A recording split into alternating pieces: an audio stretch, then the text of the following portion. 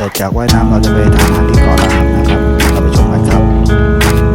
ตอนนี้เรามาถึงที่เกาะราฮัมนะครับแล้วเราได้เจอหอยทากนะครับทากรับใช้นะครับเรามาชมบรรยากาศที่ร้านเป็นยังไงกันบ้างนะครับ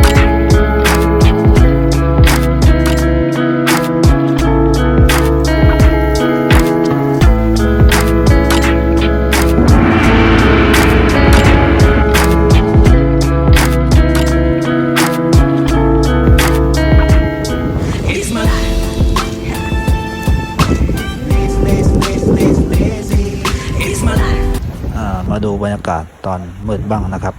ลมแรงและคลื่นแรงมากนะครับและภาพอาจจะมืดหน่อยนะครับ